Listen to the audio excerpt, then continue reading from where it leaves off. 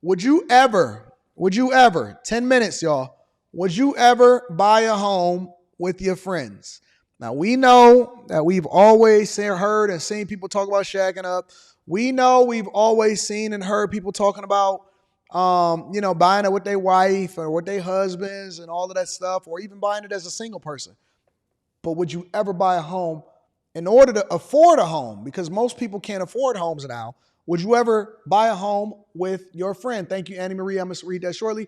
Hit a like for the algorithm. This morning in our Money Watch housing guide, we are asking, how far would you go to become a first-time homeowner? Would you, for example, go so far as to buy a new home with a friend and then live in it together? I'm all here for this. I think this works. Nancy Chen, she's been investigating. She's going to... No, Nancy, no. Gail wants to say no. The market is pushing boundaries, Nancy. Good morning. Tell us about it. There are boundaries being pushed right now.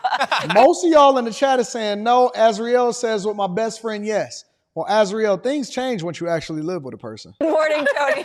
From buying homes with friends to moving in with family, the numbers show that splitting home ownership is on the rise, and some even think it could be the new norm. But before you go in on a mortgage with your bestie or start packing for mom and dad's, there are a few things to keep in mind.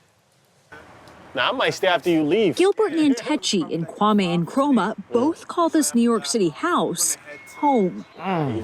They watch sports together in the living room. Man, I think the Bucks gonna do. You know, guys that do this, you know what they're going to call them, right? If you do everything together, friends that play together, stay together, buy a home together, hey, it's in both of our name. You know they're going to say who hurt you. They don't want us. They want each other. Oh, that's your roommate? Oh, y'all renting? Oh, no, we bought this house together. Oh, man. They, by default, they going to call you zesty. Now, if women do it together, they're not going to trip about it. If guys do it together, they're going to say, oh, hold on, y'all not really friends. Y'all might as well get married. It's the first thing as I'm watching this is the first thing that I think. Do their thing this year, man. Share an office when working remote. I have availability at 12 p.m. No, dog. No, dog. No. Nope. We not working remote together. I know it's a lot of people that got good friends, and I'm not tripping off of it. I know it's a lot of people that got good friends, and I am never, ever going to accuse somebody of doing something that they wouldn't do. But I'm just saying, working remote together, that's a bit much. We got matching desks, matching rising and lowering desks. Nope. No, dog. Hey, we bought a house together and we working remote together, and I could tap you on the back and say, hey, can you give me that thing over there? Heck no. Nope.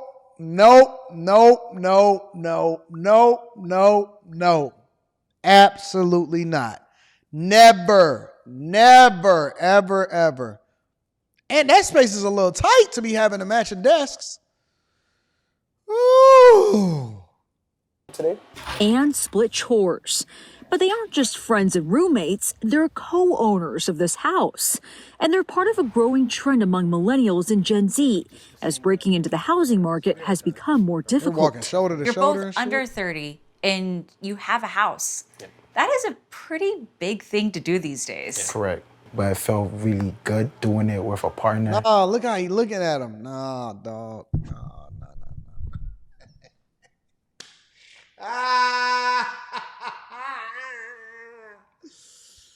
Oh, dog, no. You can't look at me like that. Don't look in my eyes when I'm interviewing. That's all I'm saying. That's all. Don't be that close to me looking in my eyes like this. Nah, don't show all your teeth, dog. All right, let's focus. We're focused, y'all. The question is, would you buy a home together with your best friend? For guys, I say no, unless they're your relative. We mitigated a lot of risk. An industry survey from earlier this year found nearly 15% of Might as well get on Americans each other's benefits and get married. have co-purchased a home with someone other than a romantic partner. And another 48% say they would consider it. Do you think you could have been homeowners if you didn't buy a place together? The answer is a hard no. Nah, look how he looking at the other guy.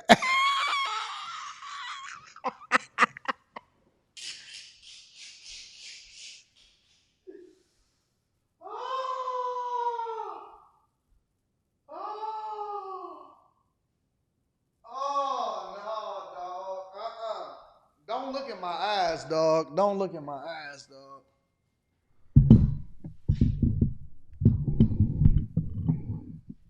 Don't look in my eyes like that, man. Nah, nigga. Hey, man. Hey, look the other way, man. What you doing, man? They went and bought the Yeezy slides. Hey, man, I'm about to buy a pair of Yeezy slides. Want me to get you a pair on StockX? Woo! I would not be a homeowner in 2024 had we not co-bought. Niles Lichtenstein launched the company Nesmint last year to help simplify the co-buying process. Is this what it takes to buy a house these days? Yes. For the past 50 years, don't property even know how that prices works. How have do you way put them in both their outpaced names? wage growth, and that's created this incredibly large gap. His tips: co-buy with someone you've split major expenses with before, like rent. That's a marriage. That's a marriage.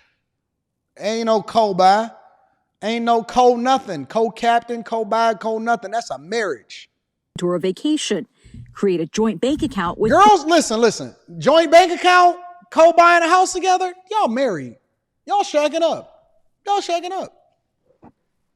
And me. Look. It's renting together. I got a roommate or whatever. That's cool. Sharing a bank account together and co-buying, y'all in a relationship.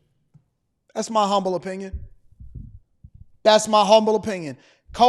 man, I need you to sign for me a car. Hell no. That's a relationship. Y'all doing everything except for doing the nasty, except for doing the ditty. Joint bank account, co-buying together. That's a whole relationship. And women can get away with doing things that men can't do. That's just the facts. It just is what it is. All men, at some point, once you get to a certain point in your life, you got to stand on your own. You got to create your own family. You got to get your own thing. You got to do what you do. We not getting no bank account. Me and my own brothers don't even got a bank account together. Me and my own brothers, listen, I love my dogs more than anything in the world. Me and my bro, at one point, even with our wives, we was like, hey, man, maybe we should all like stay together so we can run it up, practice group economics and all of that.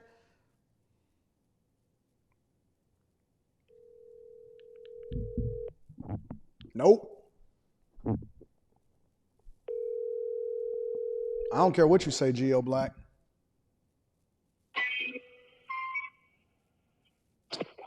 Hello, sir. Yo, you busy? Not really. What's going on? I got a question. Just a real quick question. What's up? Do you think we could ever live together?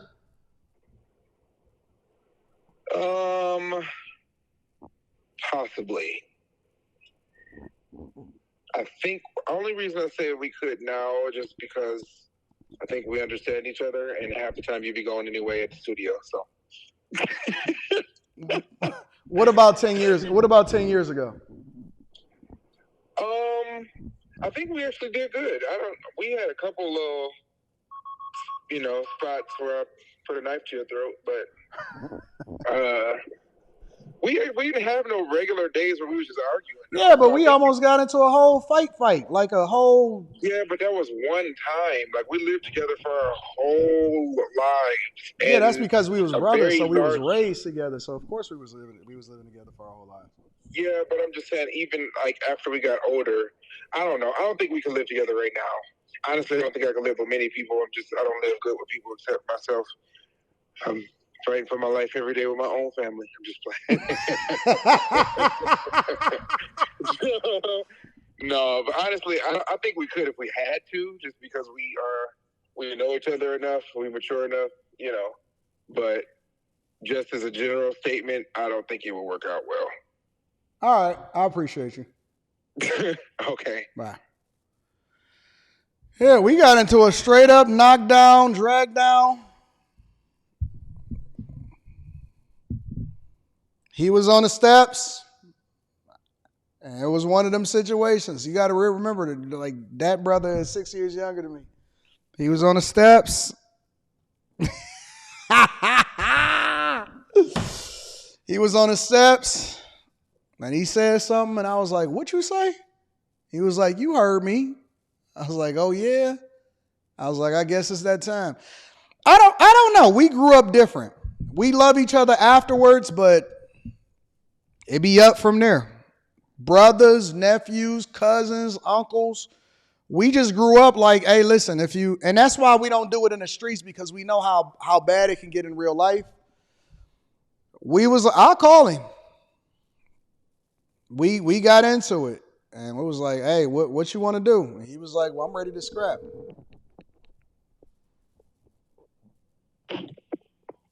Yes, sir.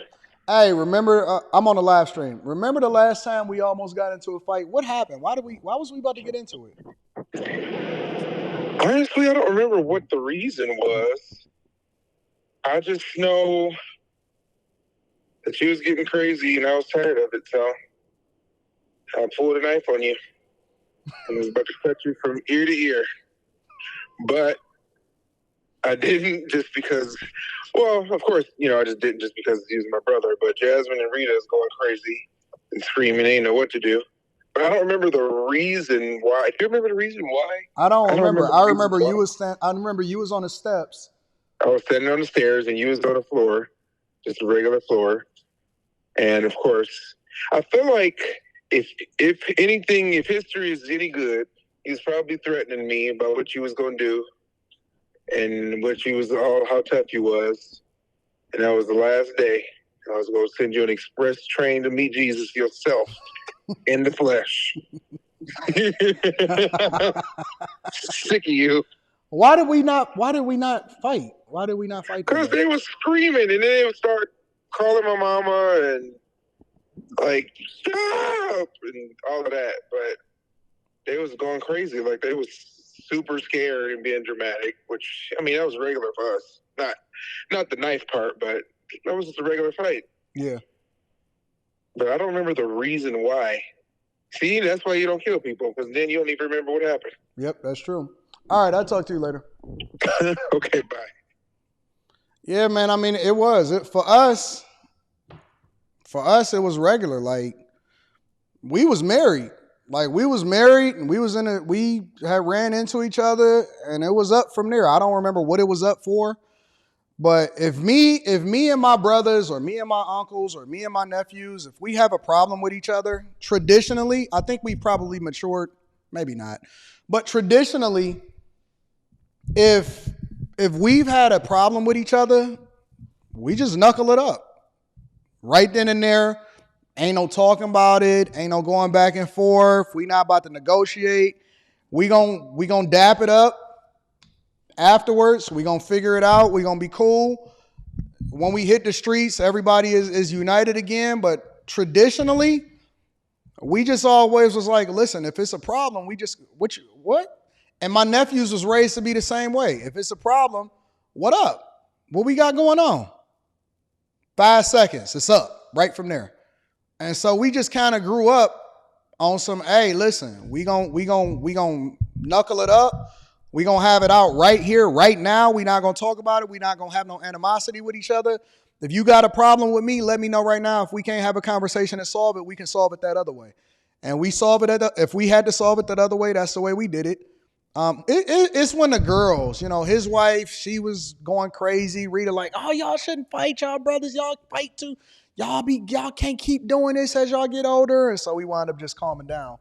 But as brothers, that's just what we did. If we had a problem with each other, we knuckled up, we handled it, and then we dapped it up and we kept it moving. And we really got to it, like really put up on it. So, but we try to get away from that. That's just kind of a way to just, that barbaric nature as men of how we've always handled things. But we got away from that. We grew up. We matured. We said, nah, it ain't no more. Now, every once in a while, you gotta knuckle up. You know what I'm saying? Every once in a while, you might get into it with each other. We might get into it with a nephew. We might get into it with an uncle. And if you are capable, then we just gonna get it in. That's just the way that it is.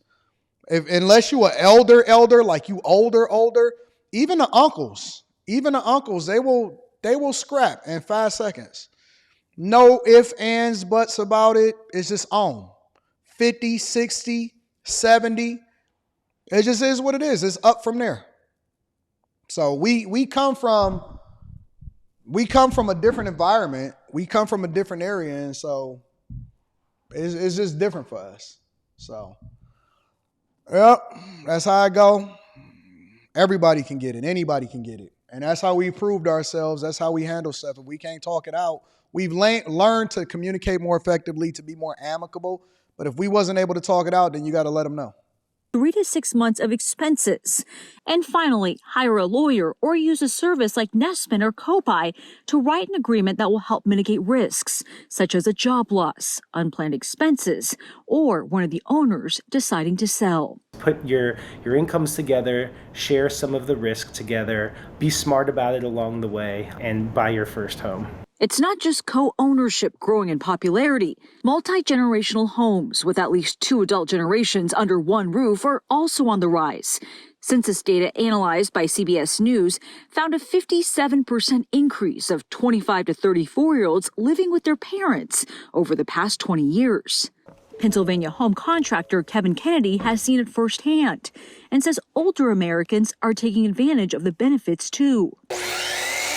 Since the pandemic, more than half of his jobs are home conversions to accommodate multi-generational families. It's a frenzy of people trying to buy homes, so this is another alternative. And Kennedy knows the benefits. So what's for dinner? Pasta, your favorite. He built this addition to his house for his in-laws. They saved a lot of money because they're not paying the big taxes on their house, they're not paying any big insurance. We consolidated a lot of that into this house. But he says by far the best benefit is getting 3 generations under one roof. The best thing was putting a smile on my mother and father-in-law's face when they walked in for the first time and saw their house. You get the big bedroom. More people, though, even close friends and family, can mean more stress if you do. Nope. I'm just not. I have to have my own domain. I want to walk around how I want to walk around. I want to do what I want to do. I do believe in group economics to the point to where I think that family can live together, especially if you're going through a rough patch, if you're trying to save money in order to buy a house, if you're trying to do that. Buying a house with your best friend, I can't do that shit. I can't do it. I believe I believe you can let your kids stay there. You can let your family stay in the crib through 30, whatever, how long it is, in order for them to get themselves together, to prevent themselves from being in debt and all of that stuff. I'm not going to meet you on a street, we become friends, and then we go and purchase a home together. I'm not doing it. I'm not built like that. I got to go and get it on my own. I don't want nobody living with me. I can't do that. I just can't do that. I think that if my family, or if it's somebody from my family like, yo, man, we having a rough time, or we want to save money to buy a house. Okay, cool. Come and rock out with us or whatever. Hey, man, we just gonna party. We gonna have a good time or whatever. But buying with a person that I just, I don't know you. I don't know your habits. I don't know how you rock. I don't know what you got going on. You might have some other stuff. You might be on some Diddy stuff. We don't do that over here. So, nope. Especially if you got kids, nope, I'm not doing it. So